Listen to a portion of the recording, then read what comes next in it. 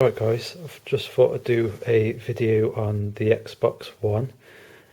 Now I did already do a video on the Xbox One, but I didn't upload it because by the time I had done it and was going to upload it, Microsoft had done a complete U-turn, so that kind of surprised me, to be honest. But yeah, so obviously I didn't upload it. So there was a lot of things that I didn't like about the Xbox One. I didn't like the fact that you had to, you didn't have to be online all the time. You could still play your games offline, but the console had to connect to the servers once every 24 hours to verify the software and blah, blah, blah. Obviously, that's pretty stupid because essentially you'd have to leave your Xbox One always connected to the internet, because otherwise, chances are, if you turn it off, you might not be back in time or forget about turning it on in time for the mandatory check. And it's stupid because, in a way, it did mean that it wasn't always on, if you know what I mean. And plus, I don't know about anyone else, but I don't always leave the internet like permanently switched on.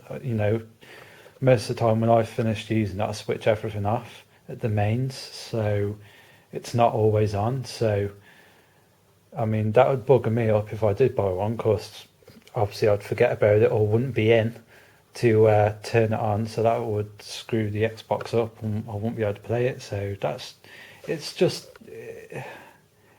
silly in this day and age. The other thing I don't like about it, and it's still got it, is the Kinect 2.0. There's no games for the Kinect. It doesn't work as well as they made it out to, and it's in principle it's a good idea, but for gaming it's not going to work. Yeah, so the whole motion control bubble burst, and to be honest, it has potential. Like the Wii controls still have potential, but it's a bubble that burst, and yeah, just Connect 2.0 is just no. And making it, making it everyone have one from the get-go, which essentially makes the console £100 dearer when people don't even want the thing. That's pretty stupid decision.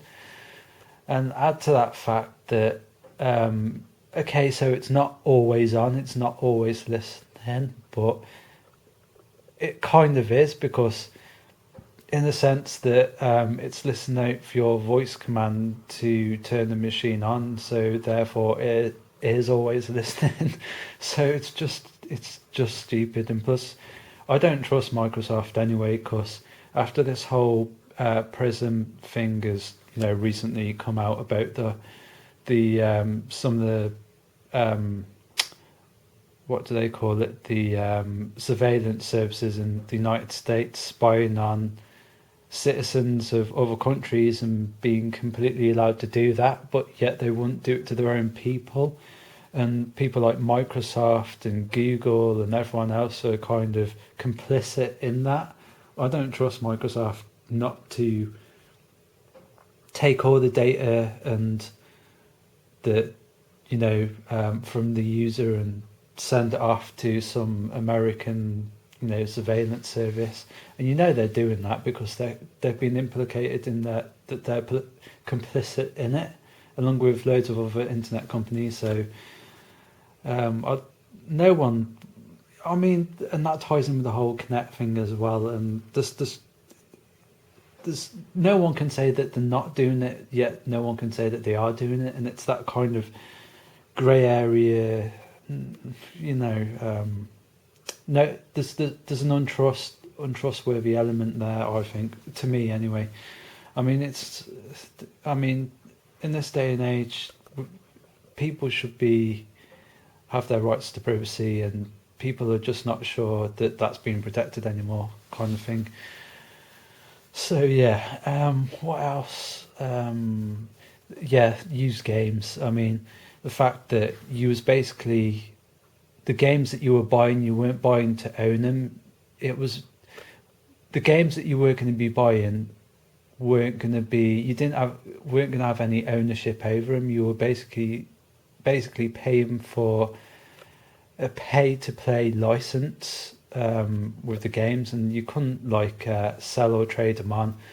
And if you wanted your friend to borrow your game, they could only do it by having access to your account, which means they'd need all your details to sign on to their Xbox with your account, which means you wouldn't be able to use your Xbox because they'll be using your account, if you follow me.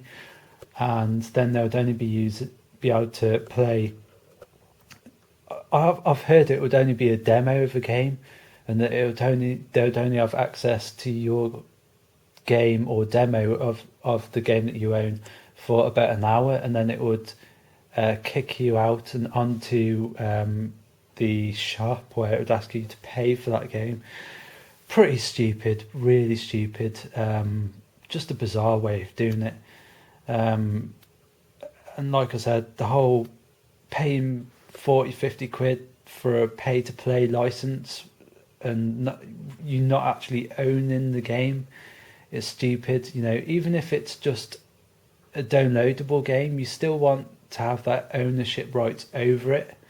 I wouldn't pay 40 quid just for a pay to play license. No way, not a chance. And I think that's what people have got to get over. If we are going the download only route, then people still need ownership over what they're buying, because if it's only a pay to play license, people ain't going to spend like 40-50 quid, or people ain't going to spend like 15 quid on a game. I wouldn't pay even £5 for a pay to play license, even if it's off Steam or somewhere else.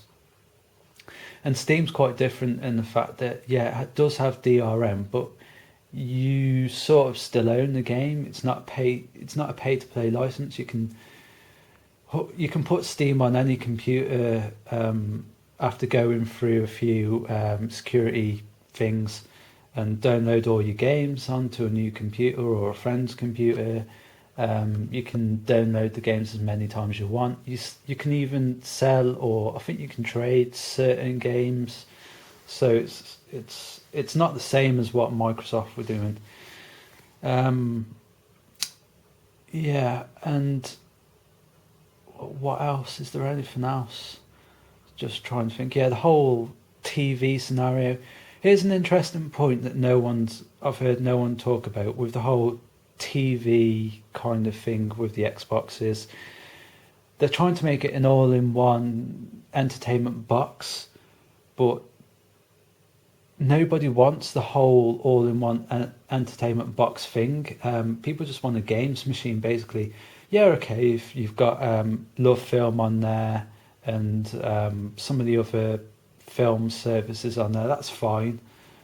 People don't mind that, but the whole entertainment box, all these different TV cable services, nobody wants that really. They just want a gaming machine, play some DVDs or Blu-rays, Love Film, fine, but all this trying to make it the whole all-in-one media gubbins rubbish, people just don't want it. And here's something that people ain't been talking about. Now, Microsoft have always wanted to make their Xbox this whole central media box.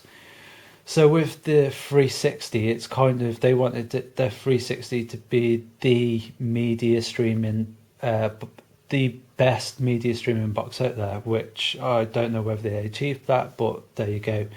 So they've always wanted that kind of central media streaming box thing out there with their Xbox. That's what they've wanted to aim for, and there's been no secret of that. But, and here's the but, times have changed, and I think the whole central media box kind of thing back in 2005 up until probably more or less 2007 was kind of it was a good idea, and I could see that people could see that it was a good idea, and maybe people weren't bothered about it, but it's an old idea, and in 2013 it's an outdated idea. And what you've got to think about is now we've got all these portable devices, smartphones, tablets. That's a new thing. Tablets, which weren't really about back then, um, back in 2005, and you've now got netbooks and laptops, and they all come with HDMI output. So not only you've got all these portable devices, they all come with the HDMI output as standard now.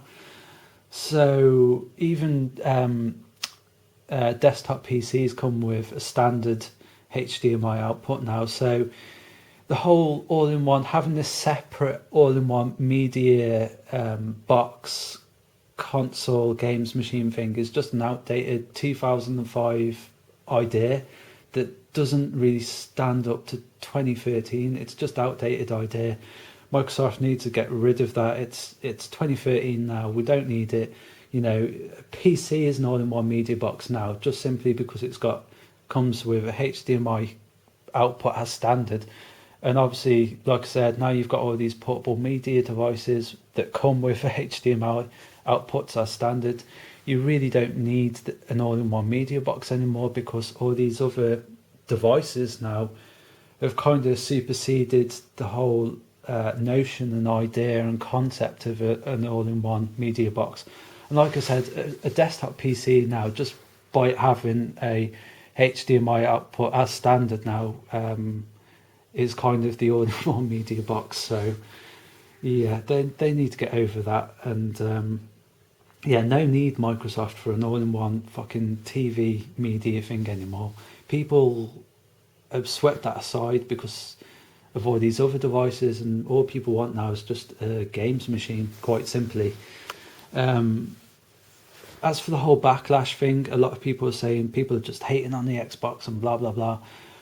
But I see it as a good backlash, because nobody wanted all this DRM or kind of restrictive features, and the backlash has actually worked in as a good thing, because Microsoft have, obviously for them it's just a business decision, because they've had to do they've been having a media shitstorm over the whole thing, and they've had to try and manage that, which they've totally fucked up.